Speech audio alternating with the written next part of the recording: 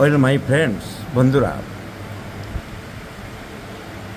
আমি যে সঠিক হোমিওপ্যাথি প্রচারের জন্য অপহোমিওপ্যাথি দূর করার জন্য রাত দিন চেষ্টা করে চলেছি। ফেসবুকে লিখছি, ইউটিউবের ভিডিওগুলিতে বলছি, কারণ তো দেখাচ্ছি প্রতিনিয়ত কেন কিভাবে সর্বনাশ হচ্ছে মানুষদের। হোমিওপ্যাথিক চিকিৎসায় এক সময়ে একটি মাত্র ওষুধ দিতে হবে রোগীর কেস টেকিং করে, কারণ ওষুধগুলো এক সময়ে একটি মাত্র পরীক্ষা করা হয়েছে। হ্যানিম্যান এই ফর্মুলা তৈরি করেছিলেন যে ওষুধগুলো এক একটা ওষুধ এক একটা মানুষের শরীরে পরীক্ষা করতে হবে। হ্যানিম্যান তখনকার দিনের এমডি ডাক্তার ছিলেন জার্মানির। উনি অ্যালোপ্যাথিক প্র্যাকটিস, তখন অ্যালোপ্যাথিক নাম ছিল না, উনি প্র্যাকটিস আরম্ভ করেছিলেন, কিন্তু শীঘ্রই বীতশ্রদ্ধ হয়ে পড়লেন যে এগুলো চিকিৎসা নাকি। তার মানে যে অ্যালোপ্যাথিক চিকিৎসা, যা আজকালকার দিনের এমনি মডার্ন চিকিৎসা হিসাবে আমরা জানি, তাকে খারাপ তা বলছি না, কিন্তু হ্যানিম্যানের সময়ে খুব খারাপ ছিল। সে তো 1800 সালের কথা। পাগলকে চিকিৎসা করা হতো মেরে মেরে। ব্লাড প্রেশার বেড়েছে মানে তার রক্ত বের করে দাও, শরীরে একটা জোঁক লাগিয়ে দাও। রক্ত বেরোচ্ছে কোনো জায়গা দিয়ে, তাহলে এই গাছের রসটা লাল, লালে লাল, লাল খাইয়ে দাও। এইভাবে বিসদৃশ উপায়ে, এইভাবে কোনো সিস্টেম না মেনে এইভাবে অবৈজ্ঞানিকভাবে চিকিৎসা করা হতো। তাই হ্যানিম্যান বললেন, এই চিকিৎসা আমি করব না, এই চিকিৎসা আমি করতে পারবো না, এভাবে মানুষের ক্ষতি করতে পারবো না। কিন্তু বিয়ে থাওয়া করেছেন, অনেক সন্তান সন্ততি হয়েছে, সংসার চালাবেন কি করে?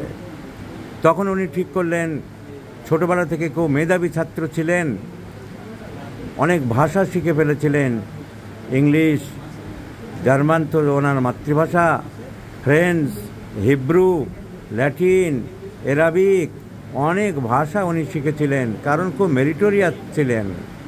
উনি বললেন, ওই ডাক্তারি আমার দ্বারা হবে না, ওইভাবে মানুষের ক্ষতি করা যাবে না, ওইভাবে মানুষকে মারা যাবে না। তার থেকে আমি অনুবাদকের ভূমিকা নিই, একটা বই থেকে ইংরেজিটাকে জার্মান ভাষায় আনি, জার্মান থেকে ফ্রেঞ্চ ভাষায় নিয়ে যাই। উনি পাবলিশারদের দৌড়ে দৌড়ে ঘুরলেন যে আমাকে কাজ দিন। এইভাবে কাজ করে করে উনি সংসার চালাতেন, তবু ওই অসম পদ্ধতির চিকিৎসা ব্যবস্থা থেকে দূরে সরে গেলেন। এইরকমভাবে বই লিখতে লিখতে একটা উইলিয়াম কালেন তার একটা বইয়ে দেখলেন যে সিঙ্কোনা কুইনাইন জ্বরের ওষুধ। তাহলে কুইনাইন জ্বরের ওষুধ কী করে হলো না, এমনি চলছে, খেলে জ্বর কমে। উনি বললেন যে এরকম আন্দাজে ওষুধ না দিয়ে ওই সিঙ্কোনার যদি জ্বর সারাতে পারে, ওর জ্বর তৈরি করারও ক্ষমতা আছে, তাহলে আমি খেয়ে দেখি আমার জ্বর আসে কি না। উনি নিজে খেলেন, খেলে কেঁপে জ্বর আসলো। তাহলে উনি বললেন, সব ওষুধ পরীক্ষা করতে হবে, আন্দাজে কোনো ওষুধ নয়। তাহলে উনি ওষুধ পরীক্ষা করতে লাগলেন একটার পর একটা, আর সেগুলো নোট করতে লাগলেন। এবারে উনি ওই চিকিৎসা পদ্ধতি আবিষ্কার করলেন, নাম দিলেন হোমিওপ্যাথি। হোমিও মানে সিমিলার, প্যাথি মানে বিধান। যে বিধান, যে পদ্ধতিতে রোগের লক্ষণ আর ওষুধ পরীক্ষা করে করে যে বইয়ে লিপিবদ্ধ করেছি, রেকর্ড করেছি, সেইটা যার সাথে মিলবে তাকে দেব। এইভাবে উনি aconite, arsenic, belladonna, Bryonia, pulsatilla, sulphur সব পরীক্ষা করলেন। খাতাপত্র নিয়ে, বই নিয়ে বসে গেলেন চেয়ার টেবিলে। রোগীরা আসলে যার সাথে মিলবে, রোগী তার লক্ষণ বলবে, আমার ওষুধের বই থেকে, আমার মেট্রি আমেরিকার বই থেকে যেটা মিলবে সেটা আমি দেব। কিন্তু চিকিৎসা ব্যবস্থা কী চলছে, যে 4টে 5টা 6টা যা খুশি মনে হচ্ছে একটা দিয়ে দিলাম, যেন হোমিওপ্যাথির চিকিৎসাটা বাবার সম্পত্তি করে নিয়েছে, যে আমার যা খুশি টাকা পয়সা যাকে দিয়ে দিলাম সেই রকমটা নয়। আর প্রচুর ক্ষতি হচ্ছে। মানুষ আসছে কেন?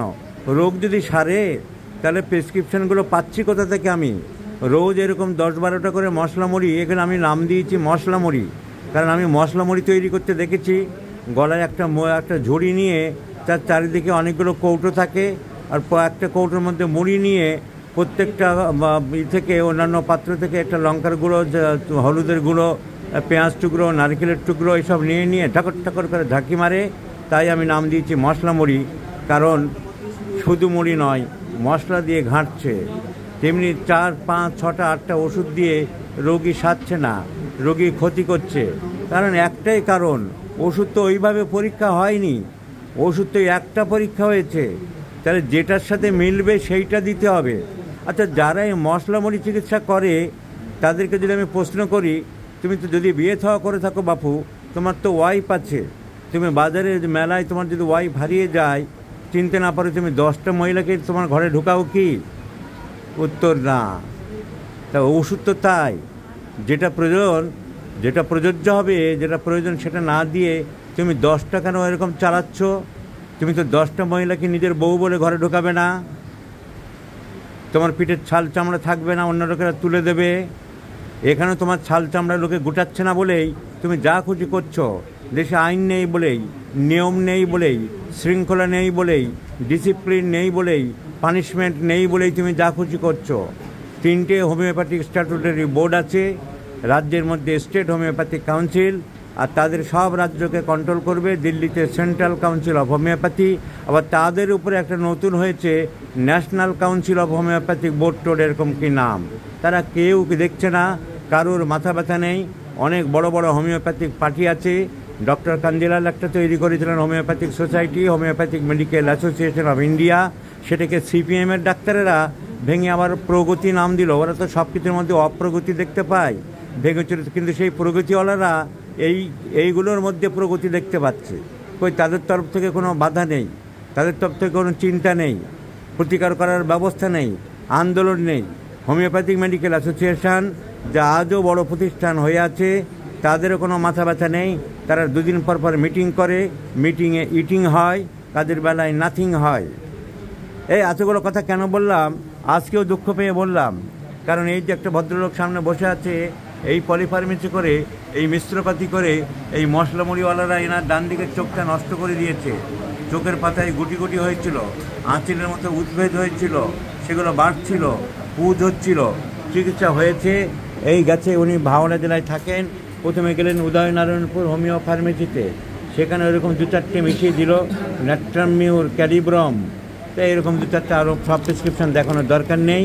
তারপরে উনি গেলেন অন্য জায়গায়, মহেন্দ্রলাল সরকার দাতব্য চিকিৎসালয়। হায় রে ভগবান, মহেন্দ্রলাল সরকার একজন বিখ্যাত ডাক্তার ছিলেন, হোমিওপ্যাথি ঠাকুর রামকৃষ্ণ চিকিৎসা করেছিলেন, সেখানে এরকম মশলামুড়ি চিকিৎসা হলো বহুদিন ধরে। তারপরে আস্তে আস্তে ওনার চোখ খারাপ হতে লাগলো, গ্রামের লোক, বোকা লোক, কলকাতার মেডিকেল কলেজের আই ডিপার্টমেন্টে একটু অন্তত গেল না। তারপরে এগুলো ছিল ছোট কয়লার উনুন, এই কয়লার উনুন থেকে উনি এবারে গিয়ে পড়লেন একেবারে ইলেকট্রিক চুল্লিতে। কীরকম? এই যে আমরা দেখতে পাচ্ছি সেই ব্যানার্জিদের চালা, in memory of doctor Pranab Banerjee and Pratim Banerjee, মানে ব্যানার্জিদের চিকিৎসা উনি করেন এবং ওদের উপরে খুব আস্থাশীল। কৃতজ্ঞতা স্বরূপ প্রণব ব্যানার্জি মারা গেছে এবং প্রশান্ত ব্যানার্জির ছেলে প্রতিম ব্যানার্জি মারা গেছে।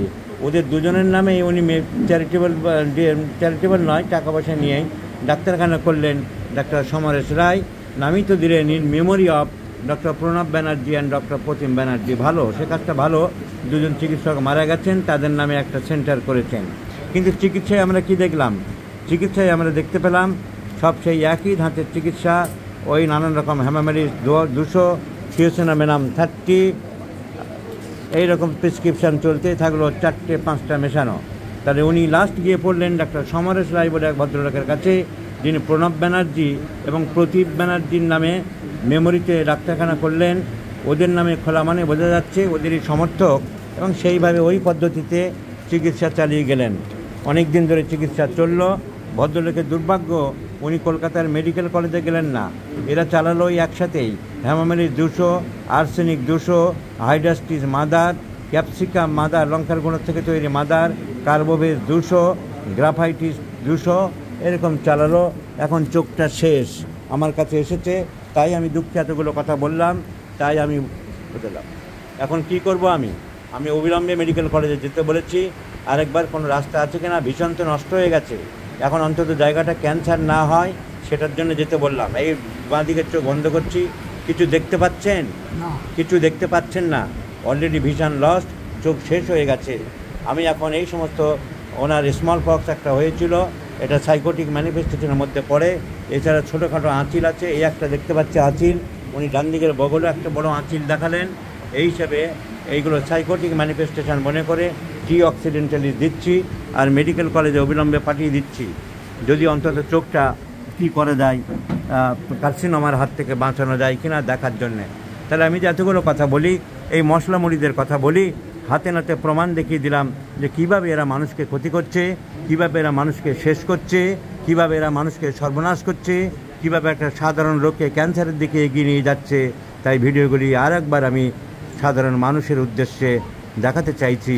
4টি 5টি 6টা ওষুধ মিশিয়ে দিয়ে কেস টেকিং জানে না, রোগ সম্বন্ধে জানে না, প্র্যাকটিস অফ মেডিসিন পড়ে না, হোমিওপ্যাথির বোঝে না, হোমিওপ্যাথির দর্শন বোঝে না, হোমিওপ্যাথির নিয়ম নীতি বোঝে না, চিকিৎসা শাস্ত্র সম্বন্ধে কোনো আইডিয়া নেই, ophthalmology, gynaecology, surgery, medicine, practice of medicine এসব কিচ্ছু পড়ে না, বোঝে না, অ্যানাটমির দখল নেই, ফিজিওলজির দখল নেই, চোখের চিকিৎসা করছে। চোখের জিজ্ঞাসা করুন তো, চোখের স্ক্লেরা কোনটা, কর্নিয়া কোনটা, অ্যাকুয়াস হিউমার কাকে বলে, ভিট্রাস হিউমার কাকে বলে, লেন্স কাকে বলে, রেটিনা কি, রেটিনার কটা লেয়ার আছে, কিচ্ছু জানে না, অথচ চিকিৎসা করছে। এবং সেই চিকিৎসা কি অন্তত সিমটম মিলিয়েও বোঝে না, হোমিওপ্যাথির নীতি বোঝে না। 10টা 12টা যখন যা আসছে বছরের পর বছর চালিয়ে গেছে, রোগীর টাকা নিয়েছে আর রোগীর সর্বনাশ করেছে। এই লোকটার ভিশন নষ্ট হয়ে গেছে, দৃষ্টিশক্তি শেষ, গরিব সাধারণ খেটে খাওয়া মানুষ, হাওড়া জেলা থেকে এসেছে। এইরকম ক্ষতি, এইরকম সর্বনাশ দিনের পর দিন বাঁ দিক ডান দিক সামনে পিছনে সর্বত্র দেখে চলেছি। ডেলি 10টা করে প্রেসক্রিপশান পাচ্ছি। তাই আমি আমার তরফ থেকে সাধারণ মানুষকে করজোড়ে নিবেদন করছি, আবার সাবধান করে দিচ্ছি, 2টি 4টি 5টি ওষুধ দিলে যারা দেয় তাদের থেকে সাবধানে থাকবেন। উল্টে অনেকে সমালোচনা করেন আপনি প্রেসক্রিপশান দেন না। আমার তো ওপেন প্রেসক্রিপশান, রোগীদের সামনে দেখিয়ে দিচ্ছি, ভিডিওতে লিখে দিচ্ছি। আমি আবার একটা কাগজে লিখে সময় নষ্ট করতে চাই না, সেটা আমার আর আমার রোগীর ব্যাপার, তোমার মাথা ব্যথার কোনো কারণ হওয়ার কথা নয়। আমি তো সিঙ্গেল মেডিসিন দিচ্ছি, দেখিয়ে দিচ্ছি, অনেক রোগীদের ছবি তুলে রাখতে বলছি, যারা বলছি জিজ্ঞাসা করছি তুমি রাখলে কপি দিয়ে দিচ্ছি। এছাড়া আমি সবাইকে দেখিয়ে দিচ্ছি আমি সিঙ্গেল প্রেসক্রিপশান করি। আজকে 17 তারিখ, 17/9/2025। এই ছাড়া টি অক্সিডেন্টালিস ছাড়া এনার কোনো আর প্রেসক্রিপশান করা যাচ্ছে না। তাই আমি টি অক্সিডেন্টালিস আপাতত দিয়ে, চোখটা ভীষণ তো নষ্ট হয়ে গেছে, তা রিগেন করা যাবে কিনা বলা সম্ভব হচ্ছে না। অন্তত দিনে 3 বার করে অ্যান্টিসাইকোটিক ওষুধ দিয়ে চোখটাকে রাখা যায় কিনা সেই চেষ্টা করতে চাইছি। এই বলে আমি সব সাধারণ মানুষকে আর একবার এই পলিফার্মেসি ডাকাতদের হাত থেকে বাঁচার জন্য সাবধান করে দিচ্ছি। চারিদিকে দেখবেন এখন আর সিঙ্গেল প্রেসক্রিপশন কেউ করছে না। এই হোমিওপ্যাথির চিকিৎসা করার থেকে অ্যালোপ্যাথির চিকিৎসা করা ভালো, এটাই বরং আমি জোর গলায় বলবো সবাইকে।